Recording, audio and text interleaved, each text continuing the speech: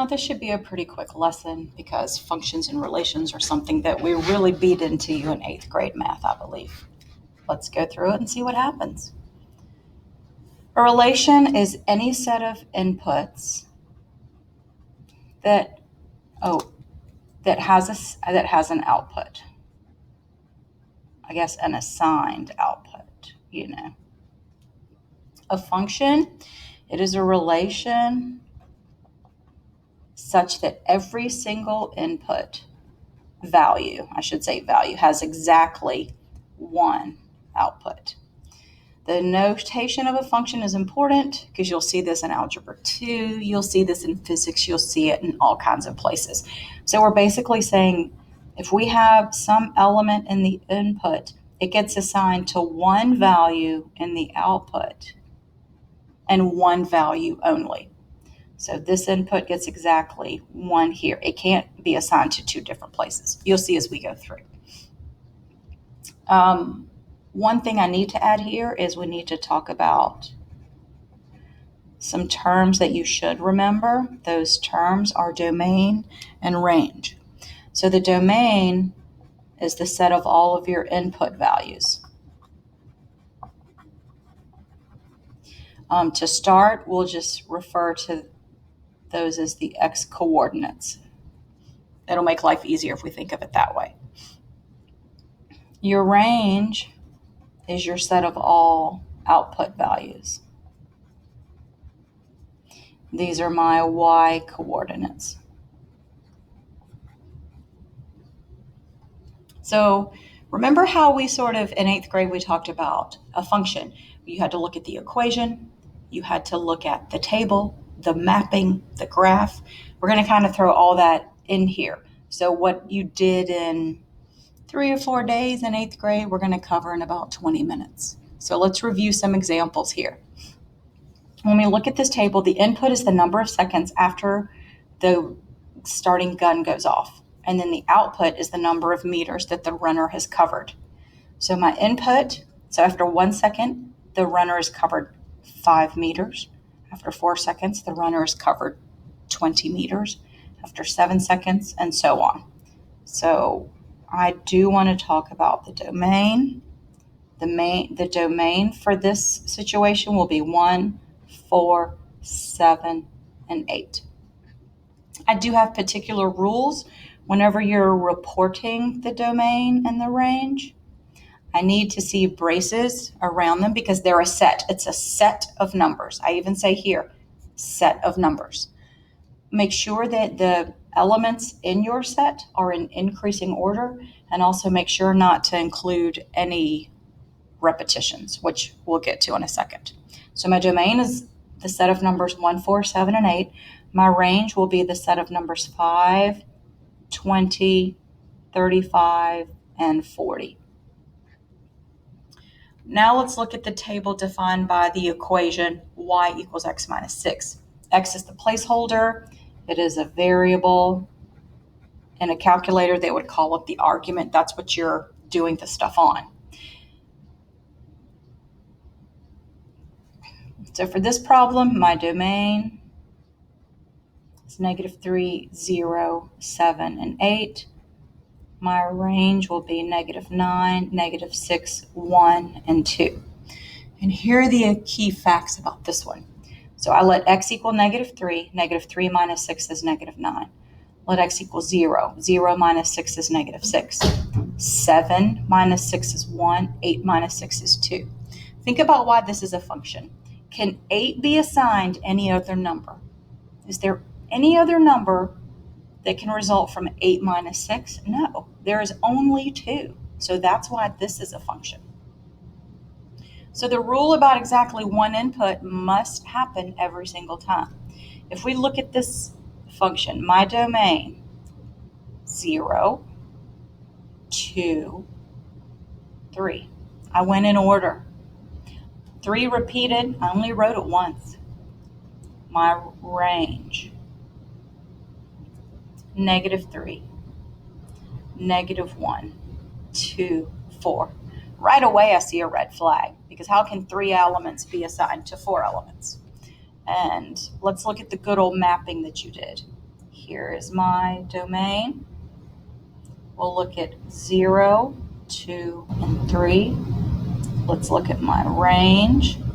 I've got -3, -1, 2, and 4. So 0 is assigned to 2. Well, let's go this way. 3 is assigned to 4. 2 is assigned to -1. 0 is assigned to 2. And 3 is assigned to -3. And right away, because of this, see how it's going to two different numbers? This is not a function because the input value of 3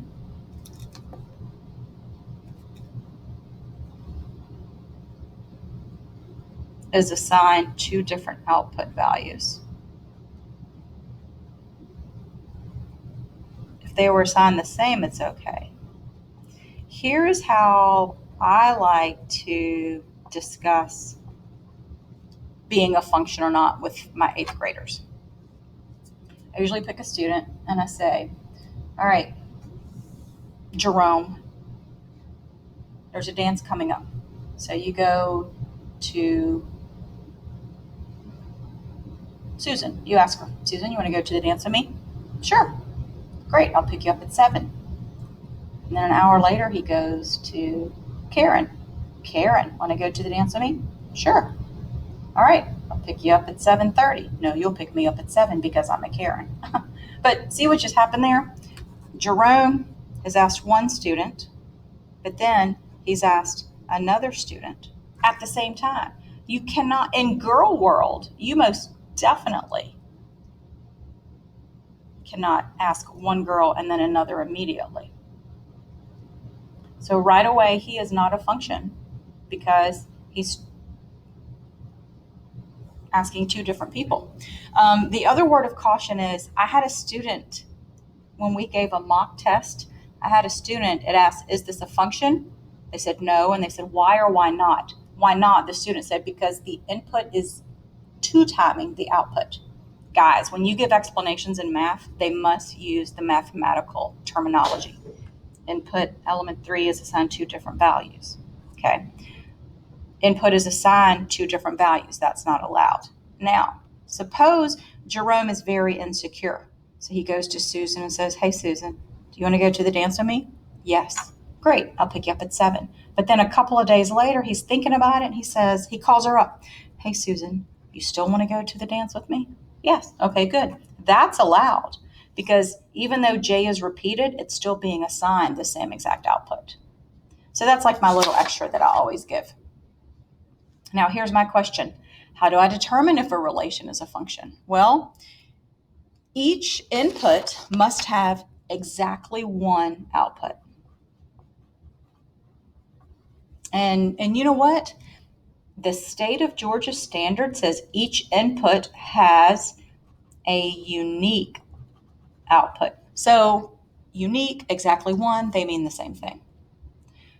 The other way you can tell if a relation is a function is by looking at the graph, and you'll do the vertical line test. No vertical line can pass through 2 or more points.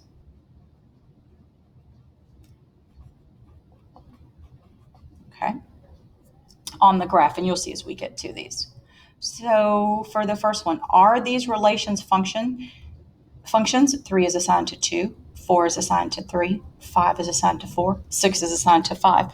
There are no repetitions in the domain. So yes, it is a function, but no repetitions in the domain is not an acceptable explanation. The reason this is a function is because each input has a unique output.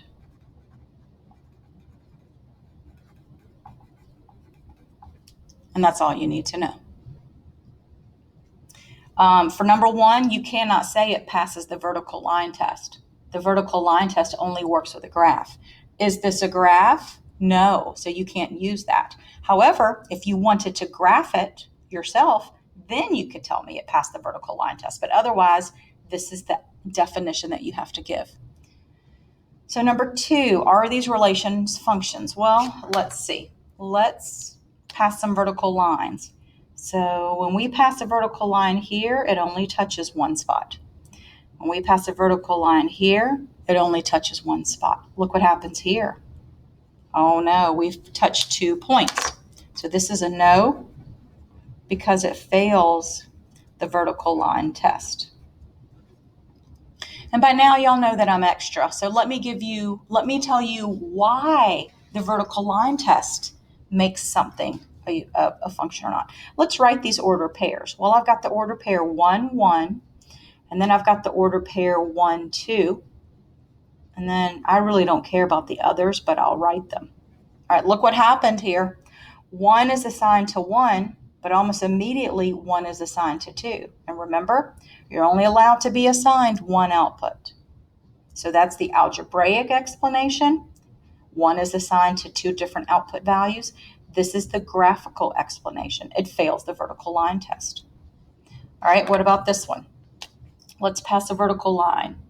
No matter where you pass a vertical line, you're only touching 1 point at a time. That's it. Well, Robodeer, what if you make the line longer? Okay, make it longer. Am I touching any other point? No, I'm only touching that one. So this is yes. It passes the vertical line test. And then we look at a problem like number 4. We touch the very edge of this. That's called a tangent. We only touch 1 point. But look what happens here. I'm touching 2 points all of a sudden. Here I'm touching 2 points.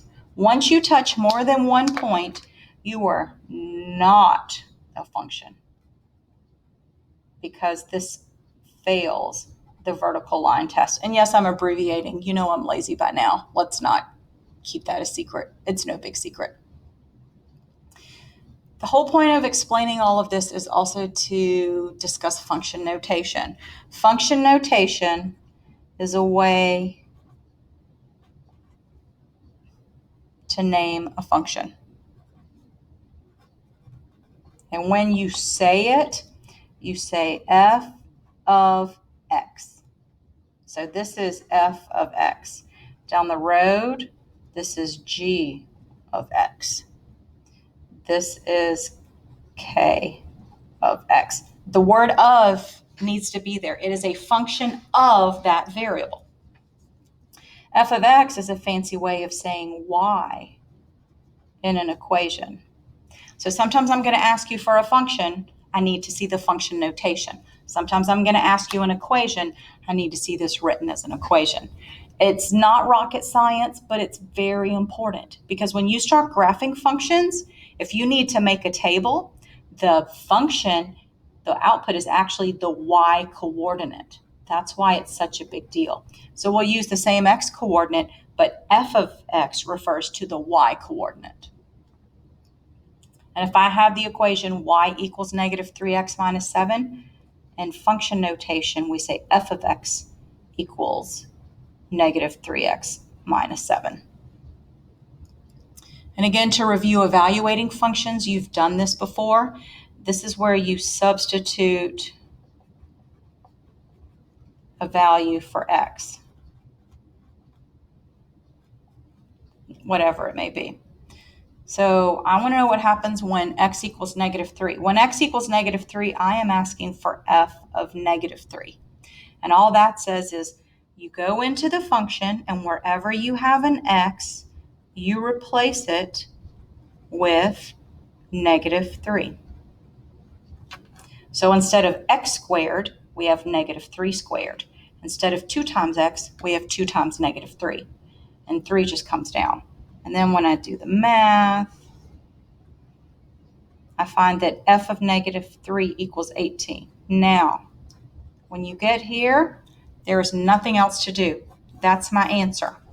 Don't say f equals something. No, f is nothing. It names the function. So to find f of 4, we have 4 squared. We really don't need parentheses there, but I just want to keep everything consistent. 4 squared minus 2 times 4 plus 3. So we've got 16 minus 8 plus 3. 8 plus 3 is 11. So f of 4 equals 11. And that's all I do. I'm naming the function. So please remember, when we're dealing with functions, the domain is your set of x's, your input, the range is a set of y's, the output. Sometimes you'll see the function as an equation. You'll see it in function notation. You'll see it as a graph. And a graph, you can see immediately whether or not it's a function. When you list the order pairs, you just look to make sure that each input is assigned exactly one output. And that's what makes a function.